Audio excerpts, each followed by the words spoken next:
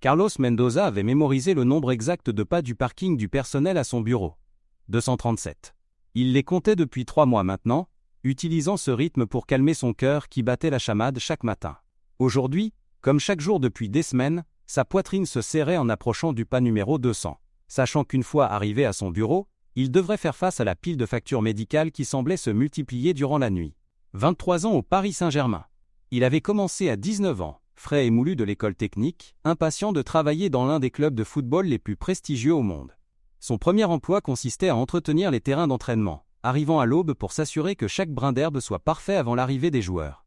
Il avait traversé 3 rénovations du stade, d'innombrables changements d'entraîneurs, et l'arrivée de certaines des plus grandes stars du football. Le club n'était pas seulement son lieu de travail, c'était sa seconde maison, et beaucoup de ses collègues étaient devenus comme une famille.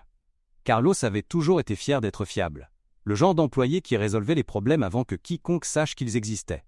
Quand le système de chauffage était tombé en panne pendant un entraînement crucial, Carlos l'avait remis en marche en 1 heure. Quand une canalisation avait éclaté dans le salon des joueurs la veille d'un match de Ligue des Champions, il avait coordonné les réparations qui s'étaient terminées juste à l'arrivée de l'équipe pour leur repas d'avant-match. Il était la force invisible qui maintenait tout en parfait état de fonctionnement.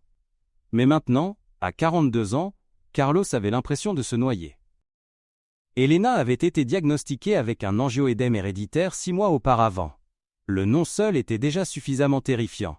Mais la réalité était pire. Sa fille de 16 ans, pleine de vie, qui avait toujours été la lumière de leur foyer, souffrait d'une maladie génétique rare qui provoquait de graves épisodes de gonflement. Parfois sa gorge se fermait si soudainement qu'il devait se précipiter aux urgences, ne sachant jamais si cette fois serait celle où il n'arriverait pas à temps. Les médecins locaux avaient fait de leur mieux, mais le cas d'Elena était particulièrement agressif. Les traitements standards ne fonctionnaient pas, et elle avait des épisodes presque chaque semaine maintenant.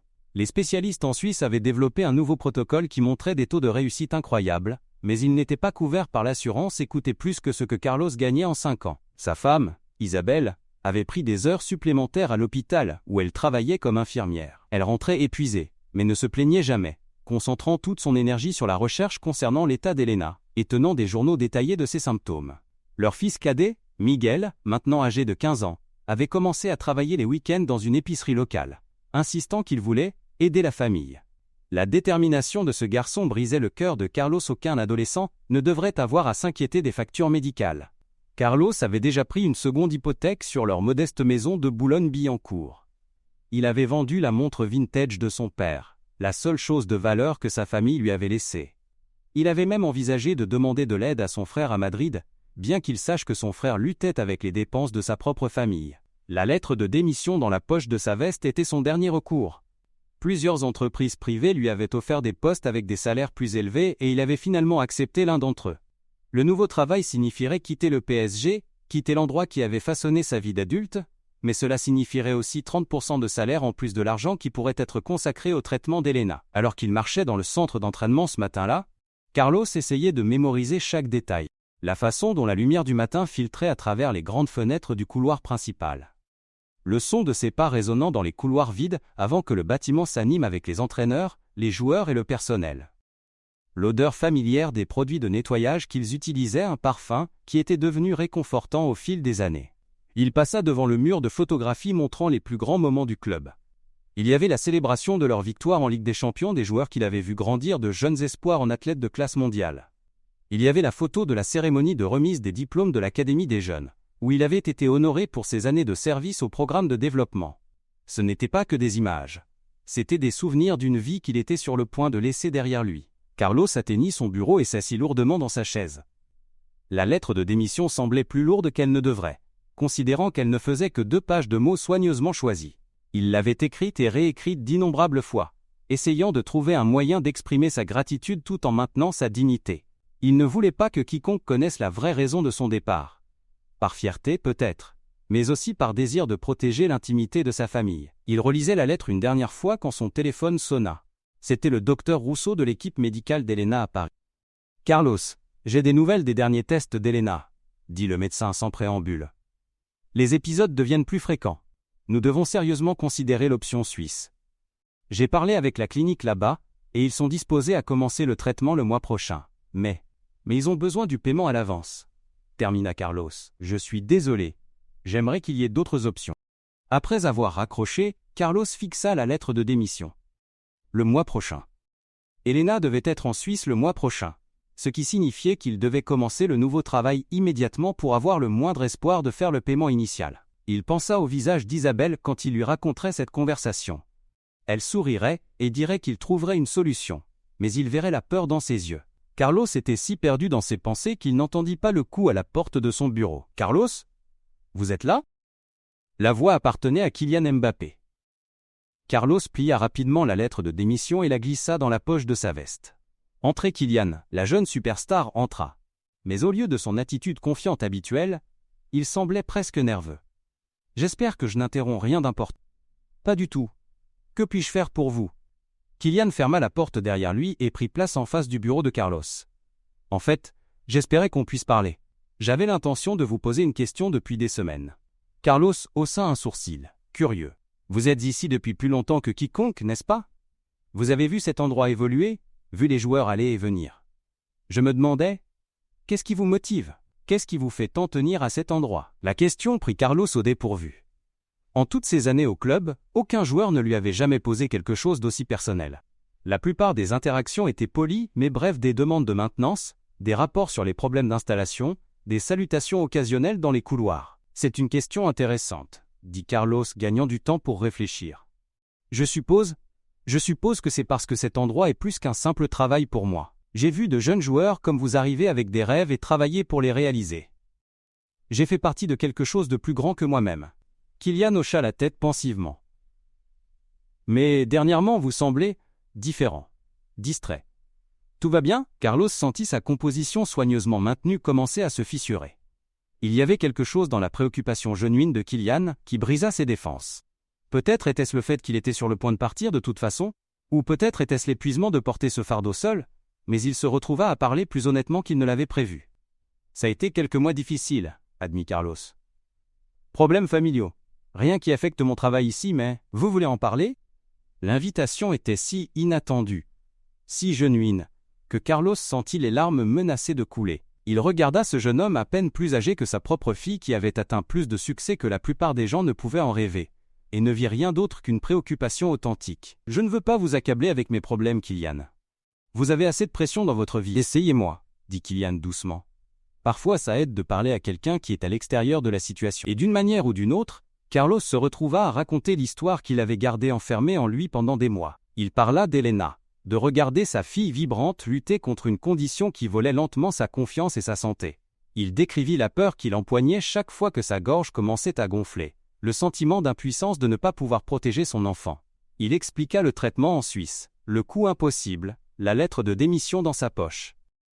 Kylian écouta sans interruption, son attitude ludique habituelle remplacée par quelque chose de plus profond, de plus concentré. Quand Carlos termina, il y eut un long moment de silence. « Combien coûte le traitement ?»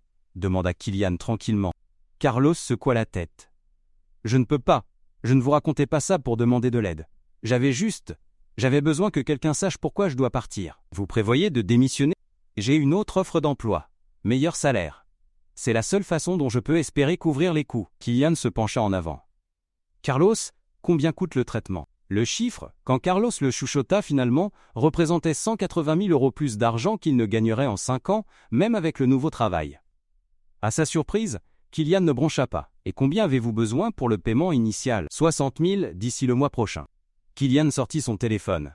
« Je vais vous demander quelque chose, et j'ai besoin que vous me fassiez confiance. Donnez-moi vos coordonnées bancaires. » Kylian, « Non. Je ne peux pas accepter la charité. J'ai ma fierté. » « Ce n'est pas de la charité, Carlos. » La voix de Kylian était ferme, mais bienveillante. « Savez-vous comment je suis arrivé ici ? Connaissez-vous l'histoire de comment ma carrière a commencé ?» Carlos secoua la tête. « Mes parents ont tout sacrifié pour mes rêves de football. Mon père a abandonné ses propres aspirations de carrière pour me conduire aux entraînements à travers la France. Ma mère a fait des heures supplémentaires pour payer l'équipement et les frais de tournoi. Les entraîneurs ont pris des risques sur moi quand j'étais juste un enfant avec du potentiel.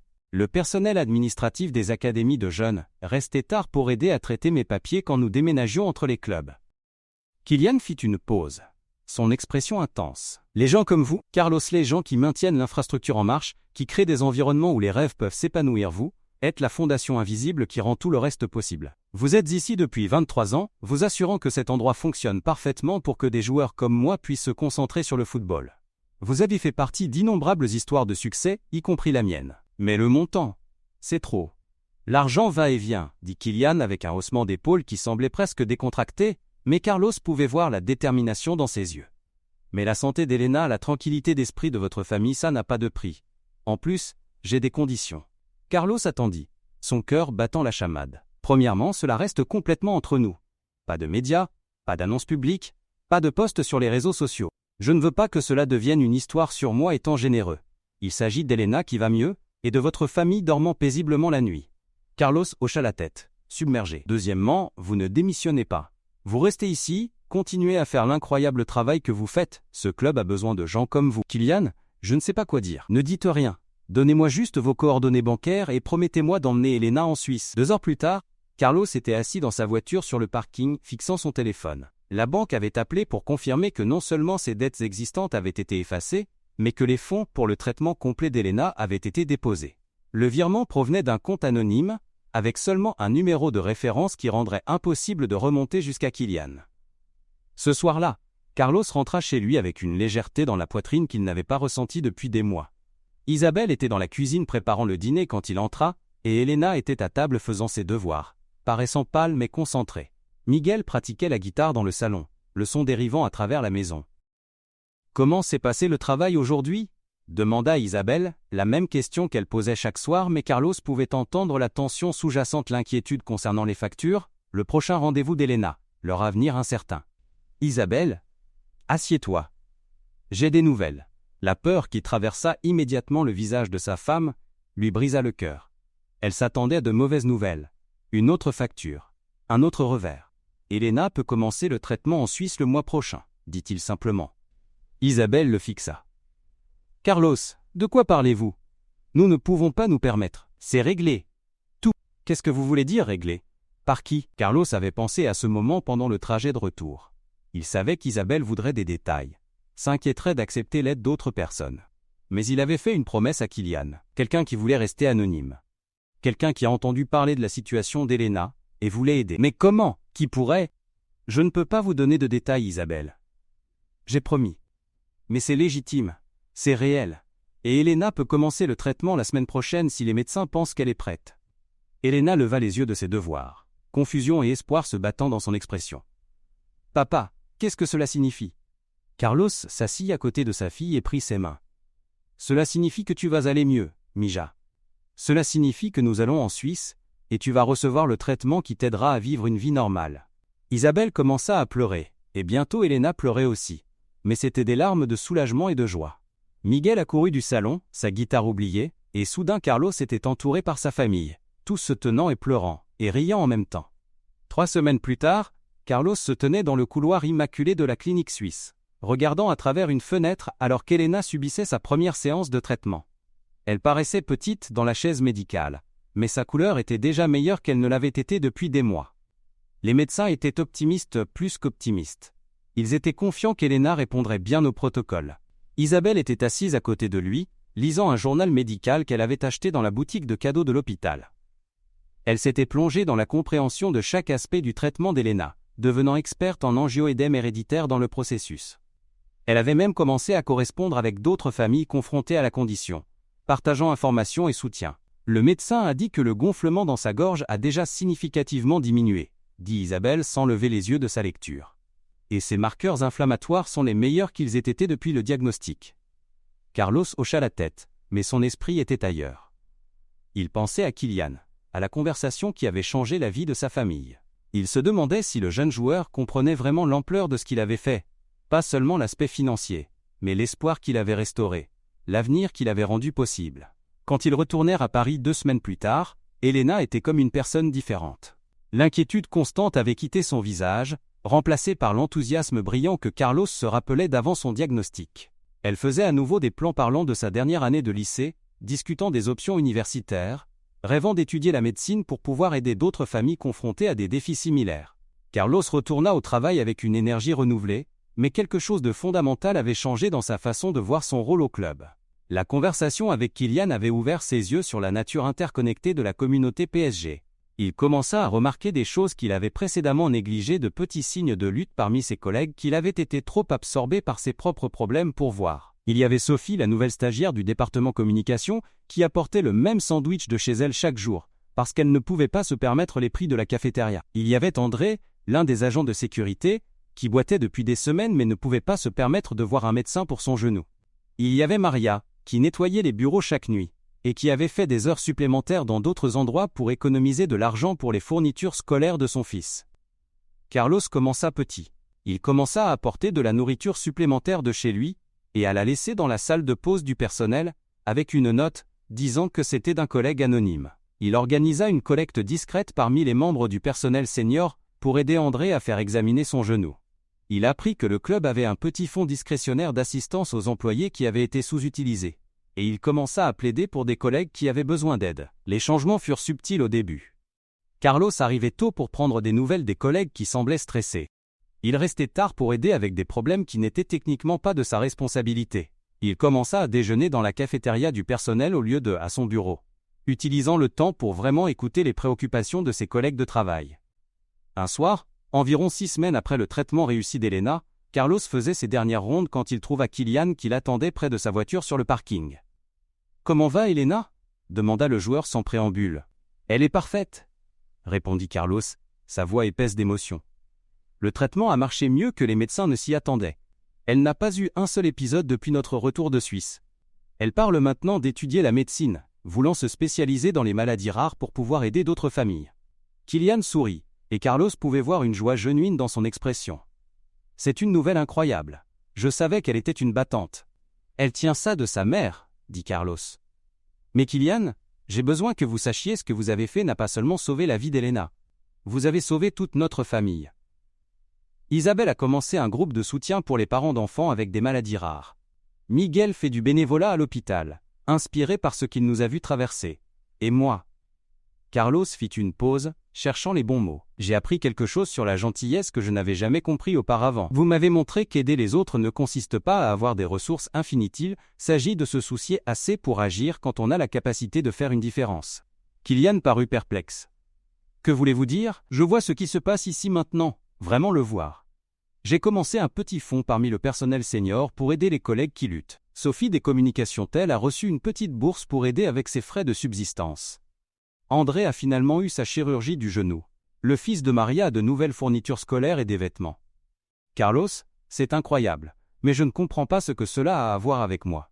Vous m'avez appris que tout le monde mérite quelqu'un qui voit sa lutte et se soucie assez pour aider.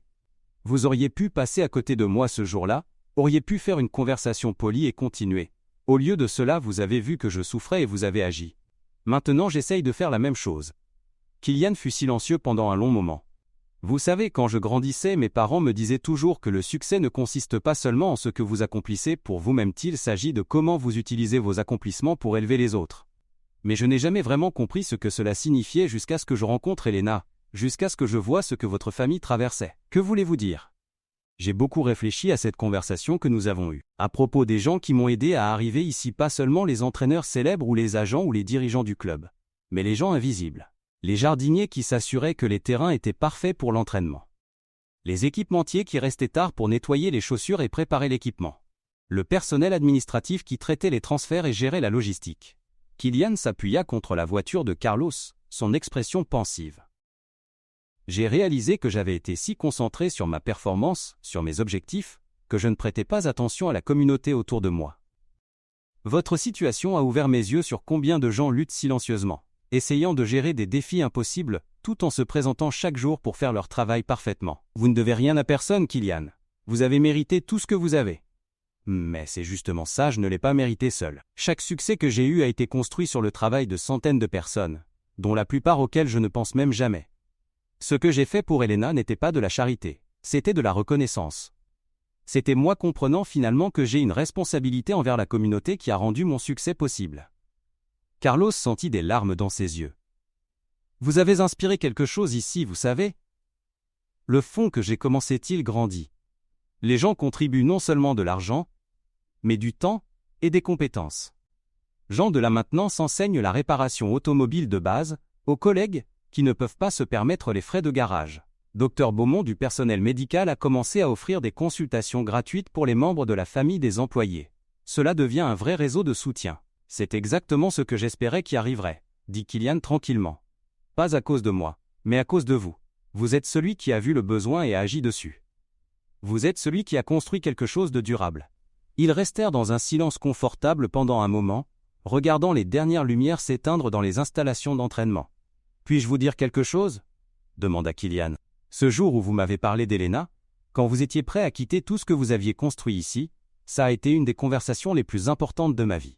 Cela m'a rappelé pourquoi je joue au football, pourquoi tout cela compte. Je ne comprends pas. Le football est censé rassembler les gens, créer quelque chose de plus grand que n'importe quel individu. Mais parfois, quand vous êtes pris dans la pression et la publicité, vous oubliez cela. Vous commencez à penser que tout concerne l'accomplissement personnel, la gloire individuelle. » Kylian fit une pause, choisissant soigneusement ses mots. « Voir la lutte de votre famille, voir combien cet endroit signifiait pour vous, voir comment vous étiez prêt à tout sacrifier pour Elena, cela m'a rappelé que les victoires les plus importantes arrivent en dehors du terrain. Elles arrivent quand quelqu'un qui a la capacité d'aider choisit de voir quelqu'un qui a besoin d'aide. » Carlos essuya ses yeux, submergé par la conversation. « Il y a une autre chose, » continua Kylian. « J'ai parlé avec la direction du club de créer un programme officiel d'assistance aux employés, quelque chose de plus complet que ce qui existe maintenant. Je veux m'assurer que ce qui vous est arrivé souffrir en silence, avoir l'impression de n'avoir aucune option n'arrive à personne d'autre ici. Kylian, vous avez déjà fait tellement. Il ne s'agit pas de moi en faisant plus. Il s'agit de créer des systèmes qui soutiennent les gens qui font de ce club ce qu'il est. Je vais contribuer au fond, mais plus important, je vais utiliser ma position pour m'assurer que le club priorise le bien-être de chaque employé, pas seulement les joueurs. » 6 mois plus tard, Carlos se tenait dans le même couloir, où il avait d'abord rencontré Kylian ce matin difficile. Mais tout était différent maintenant. Elena prospérait dans sa dernière année de lycée, déjà acceptée dans plusieurs universités pour des programmes de pré-médecine. Isabelle avait été promue à l'hôpital, et dirigeait un réseau de soutien régional pour les familles de maladies rares. Miguel avait commencé un programme de bénévolat pour les frères et sœurs adolescents d'enfants chroniquement malades. Le programme d'assistance aux employés que Kylian avait défendu était maintenant pleinement opérationnel, fournissant un soutien confidentiel pour les urgences financières, les crises familiales et les problèmes de santé. Le réseau informel que Carlos avait commencé avait grandi en quelque chose de beaucoup plus grand, une communauté au sein du club où les gens prenaient soin les uns des autres. Carlos ne comptait plus ses pas du parking à son bureau. Au lieu de cela, il utilisait la marche pour prendre des nouvelles des collègues, pour remarquer qui pourrait avoir besoin de soutien, pour apprécier le privilège de faire partie de quelque chose de significatif. La lettre de démission qu'il avait portée ce jour-là était maintenant encadrée dans son bureau, non pas comme un rappel de désespoir, mais comme un symbole de combien pouvait changer quand les gens choisissaient de prendre soin les uns des autres. Cet après-midi-là, Carlos reçut un message texte d'un numéro inconnu. Premier jour d'université d'Elena. J'ai pensé que vous aimeriez savoir qu'elle étudie la biochimie avec un focus sur les maladies rares. Elle va changer le monde. Un ami. Carlos sourit, sachant exactement qui avait envoyé le message.